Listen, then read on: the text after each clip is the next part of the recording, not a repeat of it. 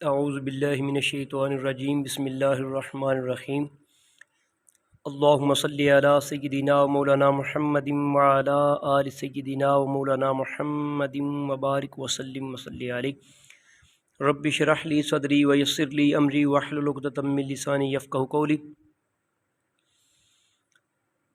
سامعین و ناظرین السلام علیکم ورحمۃ اللہ وبرکاتہ۔ آج ایک نئی ویڈیو کے ساتھ حاضر خدمت ہوں، ابو ذر غفاری علوی۔ آج کی اس ویڈیو میں کلاس نحم کی اسلامیات لازمی جو نیو کورس ہمارے نصاب کا حصہ بنی ہے،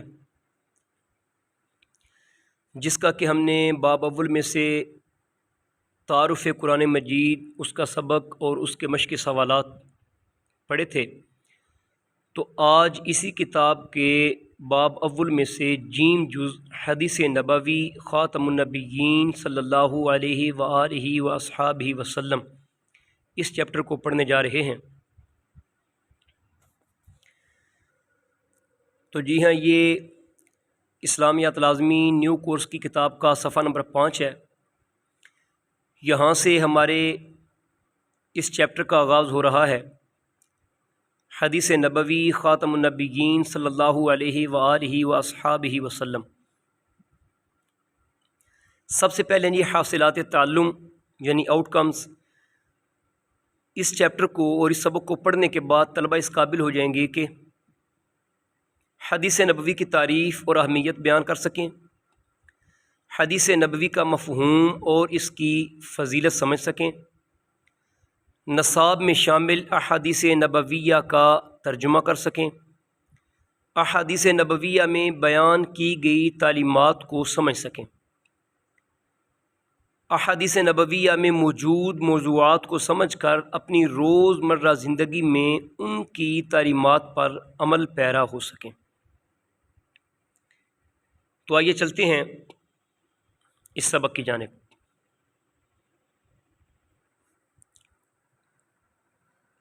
سب سے پہلے جی حدیث کی تعریف، اس میں حدیث کا لفظی معنی بات اور گفتگو کے ہیں۔ شرعی اصطلاح میں وہ قول اور عمل جس کی نسبت نبی کریم خاتم النبیین صلی اللہ علیہ وآلہ وسلم کی طرف ہو، حدیث کہلاتا ہے۔ یہاں پر ہم نے طلباء کو تعریف کرواتے ہوئے باقاعدہ 2 ہیڈنگز بنوانی ہیں، ایک حدیث کا لغوی معنی، اور لغوی معنی میں ہم نے جو پہلا جملہ بھی پڑھا ہے حدیث کے لفظی معنی بات اور گفتگو کے ہیں، یہ جملہ نوٹ کروا دینا ہے، اور اس کے بعد حدیث مبارکہ کی اصطلاحی تعریف، اس کی ہیڈنگ بنوائیں گے، اور اس میں یہ دوسرا جملہ کہ شرعی اصطلاح میں وہ قول اور عمل جس کی نسبت نبی کریم خاتم النبیین صلی اللہ تعالیٰ علیہ وسلم کی طرف ہو، حدیث کہلاتا ہے۔ یعنی نبی کریم خاتم النبیین صلی اللہ علیہ وآلہ وسلم کے اقوال، افعال اور تقریر، یہ جو لفظ تقریر ہے بریکٹ کے اندر بھی اس کی وضاحت کی گئی ہے، یہ تھوڑا سا سمجھنے اور سمجھانے کے قابل ہے کہ تقریر سے مراد یہاں پر سپیچ یا خطاب نہیں ہے۔ تقریر سے مراد کیا ہے؟ یعنی کوئی ایسا کام جو آپ خاتم النبیین صلی اللہ علیہ وآلہ واصحابہ وسلم کی موجودگی میں کیا گیا اور آپ صلی اللہ تعالیٰ علیہ وآلہ وسلم نے اس پر خاموشی اختیار فرمائی۔ تو اس اعتبار سے یہ 3 قسمیں بن جاتی ہیں، آپ صلی اللہ علیہ وسلم کے اقوال، آپ صلی اللہ تعالیٰ علیہ وسلم کے افعال، اور آپ صلی اللہ علیہ وسلم کے احادیث میں سے حدیث تقریر کا مجموعہ حدیث نبوی کہلاتا ہے۔ اس اعتبار سے یہ طلباء کو باور کروائیں کہ حدیث پاک کی اس اعتبار سے 3 اقسام ہو گئیں، جن میں سے پہلی قسم ہے حدیث قولی، دوسری قسم ہے حدیث فعلی، اور تیسری قسم ہے حدیث تقریری۔ اس سے آگے جی حدیث نبوی کی اہمیت و فضیلت۔ نبی کریم خاتم النبیین صلی اللہ تعالیٰ علیہ وآلہ وسلم کی احادیث مبارکہ دین کی تعلیمات کا سرچشمہ اور رشد و ہدایت کا ذریعہ ہیں۔ جناب رسول اللہ خاتم النبیین صلی اللہ علیہ وآلہ وسلم کی بعثت کے مقاصد میں سے اہم ترین مقصد قرآن مجید کی تشریح و تفسیر اور اس کا عملی نمونہ فراہم کرنا ہے۔ قرآن مجید کی تعلیمات کو سمجھنے کے لیے حدیث نبوی اہم ذریعہ ہے۔ بطور مسلمان ہمارے لیے لازم ہے کہ ہم نبی اکرم خاتم النبیین صلی اللہ تعالی علیہ وآلہ واصحابہ وسلم کی احادیث کو اپنی زندگی کے لیے عملی نمونہ بنائیں۔ ہماری زندگی نبی اکرم خاتم النبیین صلی اللہ تعالی علیہ وآلہ وسلم کے اقوال اور افعال کے مطابق ہونی چاہیے۔ اللہ تعالیٰ نے قرآن مجید میں اسی بات کا حکم دیتے ہوئے ارشاد فرمایا،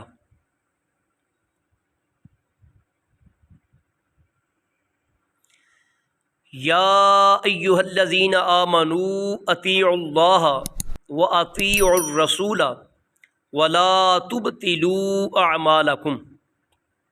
سورہ محمد کی آیت نمبر 33 اس کتاب کا اور اس سبق کا حصہ بنائی گئی۔ یا ایھا الذین آمنوا، اے ایمان والو، اطیعوا، اطاعت کرو، اللہ رب العزت کی، واطیعوا الرسول، اور اطاعت کرو رسول پاک صلی اللہ تعالی علیہ وآلہ وسلم کی، ولا تبطلوا، اور ضائع نہ کرو، باطل نہ کرو، اعمالکم، اپنے اعمال کو۔ ایک اور ارشاد ربانی ہے، وما آتاکم الرسول فخذوہ وما نہاکم عنہ فانتہوا۔ یہ سورۃ الحشر کی آیت نمبر 7۔ فرمایا، اور جو کچھ رسول اللہ خاتم النبیین صلی اللہ علیہ وآلہ وسلم تمہیں عطا فرمائیں، فخذوہ، تو اسے لے لو، وما نہاکم عنہ، اور جس سے تمہیں منع فرمائیں، فانتہوا، تو اس سے رک جاؤ۔ ان آیات سے ہمیں یہ رہنمائی ملتی ہے کہ ہمارے لیے زندگی گزارنے کا معیار حضور اقدس خاتم النبیین صلی اللہ تعالی علیہ وآلہ وسلم کی ذات گرامی اور آپ خاتم النبیین صلی اللہ تعالی علیہ وآلہ واصحابہ وسلم کے اقوال و افعال ہیں۔ لہٰذا ہمیں اپنی زندگیوں کو آپ خاتم النبیین صلی اللہ علیہ وآلہ وسلم کی تعلیمات کے مطابق ڈھالنے کی کوشش کرنی چاہیے۔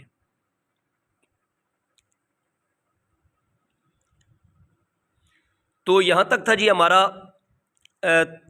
اسلامیات لازمی باب اول، قرآن مجید و حدیث نبوی، اس کی جیم جز، جس میں ہم نے حدیث مبارکہ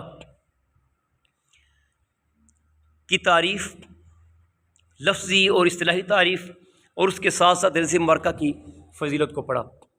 تو اختصار کے ساتھ یہ جو ہماری 2 آیات اس کورس کا حصہ بنائی گئی ہیں، ان کا لفظی ترجمہ بھی طلباء کے ساتھ شیئر کرنے کے لیے اسکرین کے اوپر میں شو کرنا چاہتا ہوں۔ تو آئیے چلتے ہیں سورہ محمد کی آیت نمبر 33 کی جانب۔ تو جی ہاں، یہ قرآن کریم کی سورہ محمد، اس کی آیت نمبر 33 ہے۔ آپ یہاں پر دیکھ سکتے ہیں کہ اسکرین کے اوپر لفظی ترجمہ بھی یہاں پر موجود ہے۔ یا ایھا کا معنی ہے اے، الذین، جو لوگ، آمنو، ایمان لائے، اطیعوا اللہ، اطاعت کرو اللہ کی، واطیعوا، اور اطاعت کرو الرسول، رسول کریم صلی اللہ تعالی علیہ وسلم کی، ولا تبطلوا، اور باطل نہ کرو، اعمالکم، اپنے اعمال کو۔ اس سے آگے دوسری آیت مبارکہ سورۃ الحشر کی آیت نمبر 7 ہے، اس کے بھی لفظی ترجمہ کی طرف چلتے ہیں۔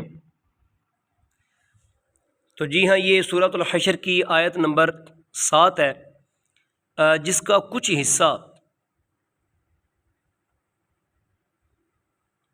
ہماری اس کتاب کا کے کورس کا حصہ بنایا گیا۔ وما آتاکم الرسول فخذوہ وما نہاکم عنہ فانتہوا۔